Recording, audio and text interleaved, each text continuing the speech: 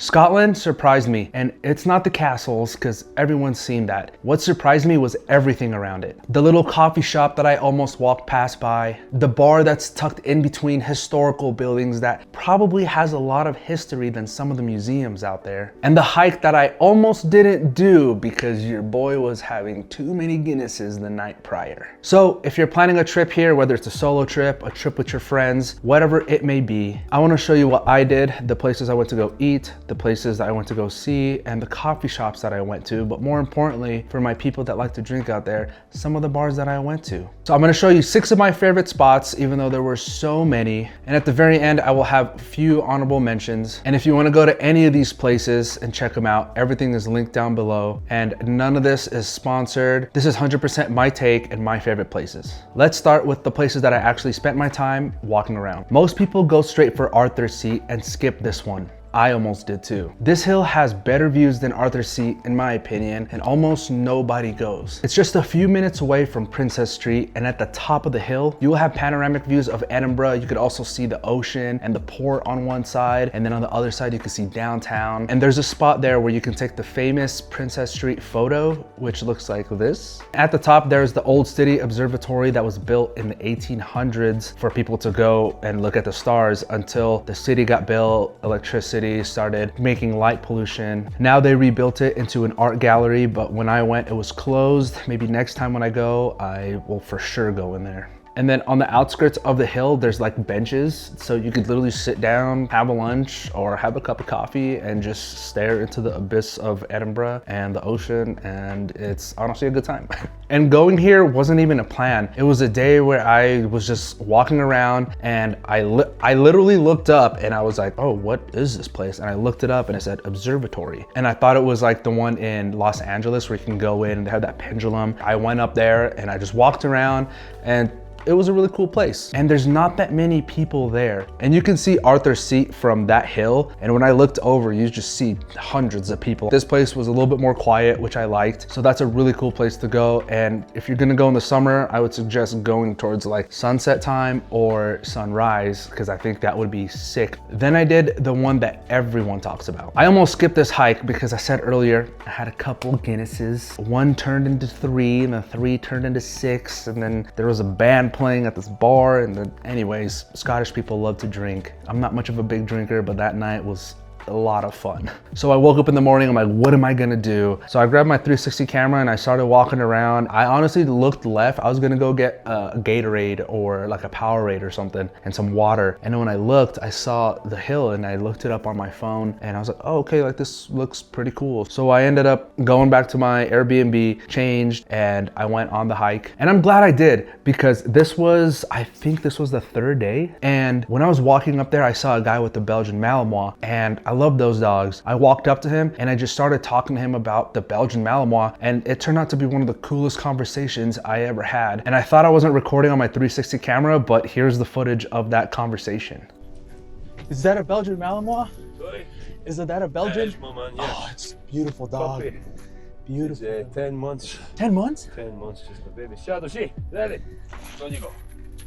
Oh, that's Lots of them in the States, eh? Yeah. No, that's super cool. One of my friends has one. Yeah. Very loyal, very best dogs. hardworking. Yes, best dogs in the world. She got run over on Friday night. A guy hit and run her. She ran out my street onto a main road with her lead on, right underneath her car, right over a BMW 1 Series. The guy left, went away. She got up, mate, didn't even phase her. I took her to the vet to see if she was okay. She was fine? Perfectly fine.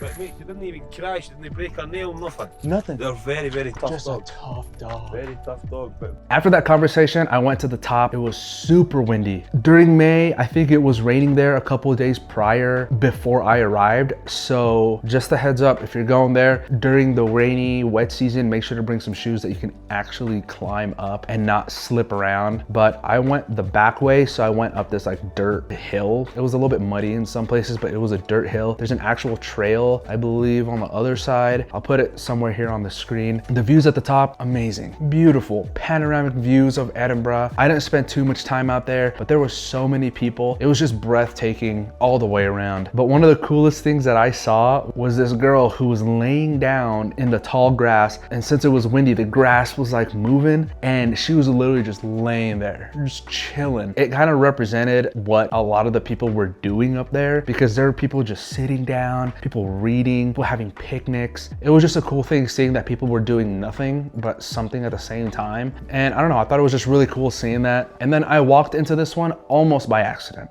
And one of the days I went to go eat, I had a couple beers. I was feeling good, I'm not gonna lie. I was chilling, I was kind of buzzing, and I was walking around, and then I saw this line to St. Giles Cathedral. And when I walked in there, dude, it made me question a lot of things, more on the architectural side of things. Like, why did we stop building churches like this? Just look at what I captured. The amount of detail in this church. Oh my gosh. If you look at the walls, if you look at the paintings, if you look at the windows, it was just so beautiful. It was so shocking to me that after I did like my full round of just looking at everything, there was an open seating area where people could just sit there. And the whole time I had my headphones on too. I literally put on my worship music and I literally sat there for like 45 minutes. And some of you are probably like, well, didn't you just say you walked in there buzzed? I did. I didn't plan on going to this church. I was just planning on walking down the street and going down to go see other things. And then I saw this line and I saw it was free. I was like, oh cool, let me go ahead and walk in there. But besides that, it was just amazing. And I wish they still made things like that. Now I know this is the part that a lot of you clicked for, and that's where I ate and where I drank. This place was unplanned like most of my trip. I was walking up for the first time to go see the Edinburgh Castle. There was a long line to buy tickets. I was like, I'm not gonna do that. But when I looked to my left, I saw the Scotch Whisky Experience. And I was like, dude, I like drinking whiskey, you know? I like to have a glass or two every now and then. So I walked in and everything was booked, but they had a restaurant. And I was like, is there a chance where I can go to this restaurant and just eat here? And the guy was like, is it just you or is there like a group? I think it's only for reservation. So I said, no, it's just me. Like I'll be in and out in maybe like 40 minutes or something, or an hour. And so the guy went back, asked the manager, and they ended up having an open spot. So I went there and dude, the food, it was really good, but it is expensive, but that's totally fine. I wanted to experience it. And I had 3 of their whiskeys. It was like a little tasty one and it was really good. If you like whiskey, if you like steaks, that place is a must. Now for my people that like to drink more than they want to eat, it's not necessarily one place, but it's an area. The Grassmarket Square is the place to be.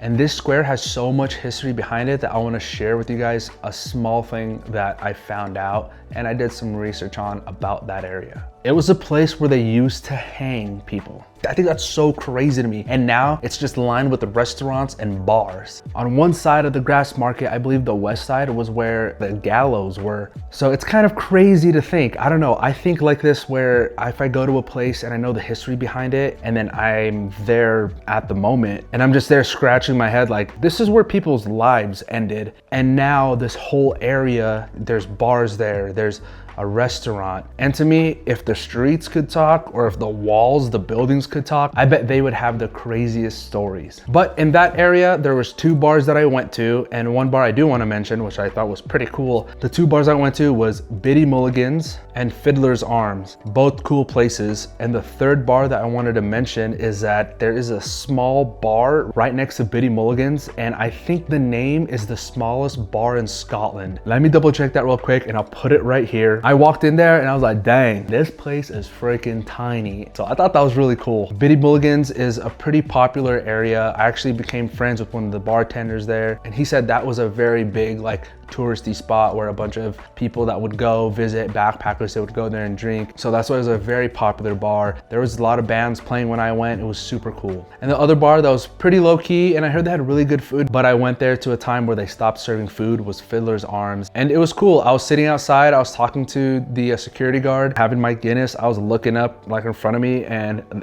Edinburgh Castle was right there. But that whole area is super cool. If you like a mellow, not nightclub style, if you just want to have a couple drinks, listen to a band, I think any of those bars in the Grassmarket will make you happy. Now for my coffee drinkers, there's two places that I went to. One, I didn't know was popular, the Milkman. Apparently that is like a very famous, I was walking around early in the morning and I was like, I just want some coffee. And I looked it up, it said the Milkman, it had like a bunch of stars. I was like, okay, cool, let me go check it out. And then when I went there were so many people, there was a line outside. They were taking photos of their drink, they were taking photos of that. And I looked it up on Instagram, I was like, oh, this is like a popular place. They had a really good mocha, it was really good. And if you didn't know, there's two of them literally on the same street. The one that I went to was on the bottom. The second one was like less than, I don't know, 100 yards from it, or maybe a little bit more than 100 yards, but it's all in the same street. So you could pick whichever one you want to go to. And the other place I got coffee was actually the first place that I went to after getting off the bus from the airport. Everything was closed and I saw this coffee shop opening up. I went there, they're putting chairs out and I said, hey, is it okay if I sit here? I can't check in till later. They said, yeah, go ahead, come on in. And that place is called Castle Rock Cafe. It is on the Royal Mile, but it's hidden. It's like tucked in the back. I will never forget that place because one, it's like a dungeon in there. It looks really cool. Like it used to be an old cellar where they kept food is what I was told. But now it's a cafe. That was my first time having a mocha in Scotland. And that mocha was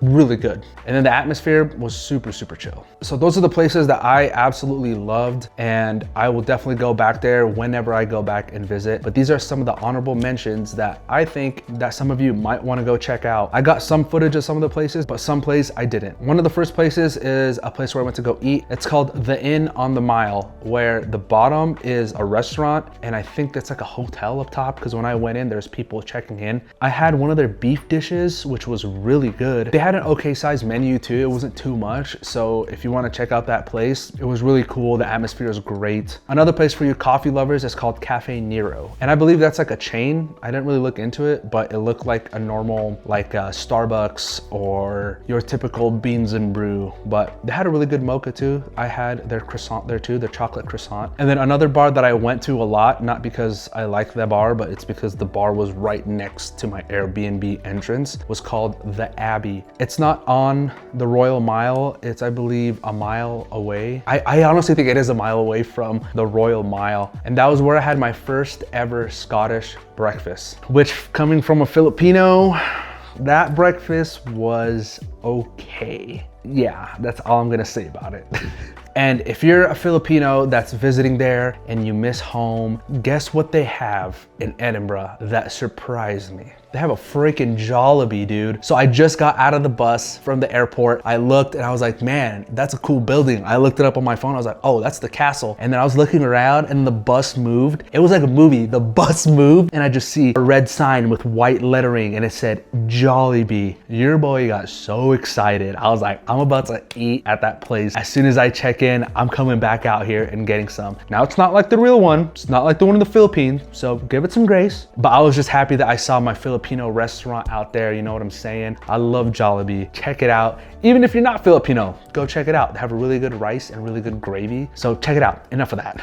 And then if you want to relax and just have a good time and just chill, the two places I highly recommend is the Meadows. Huge open field. You can sit there, relax, walk around, ride a bike, whatever. And the second one is walking along the water of Leith. Leith or Leith? I'm probably butchering that, but you're walking next to a river and that place is beautiful. You're covered in trees. You don't even feel like there's a city close by. And it's a long walkway. There's a couple places where you can go out and there's museums literally like off the side of this pathway. So if you have time to walk around wanting to be immersed in greenery and hearing water next to you, definitely check out that pathway. And the last thing I want to mention is if you want to bring a fridge magnet, a souvenir, whatever it may be, you have to go to Tron Kirk Market. It's on the Royal Mile and the vendors that are in there are all local artists. So I thought it was pretty cool. I bought a couple souvenirs from there, a couple fridge magnets. So if you want to get souvenirs, go check that market out. So that was Scotland. I was there for 4 days. I didn't go to Edinburgh Castle. I just wanted to explore. So I hope that I gave you guys a couple recommendations that are kind of a little bit off the beaten path. If you like this video, give it a thumbs up, share it to someone that's about to go to Scotland soon, and subscribe to the channel. Hit that notification button because I'm doing the same thing for Prague, Vienna, and Budapest. And right now I'm working on a couple of guides from all the places that I went to coming later this year, so be on the lookout for that. Again, thank you for watching, and if you want to see where I go next, because I got a couple plans for the rest of the year, hit that subscribe button, follow me on Instagram, and if you've been to Scotland before, put down your recommendations down below in the comments, and we'll see you on the next one. Peace.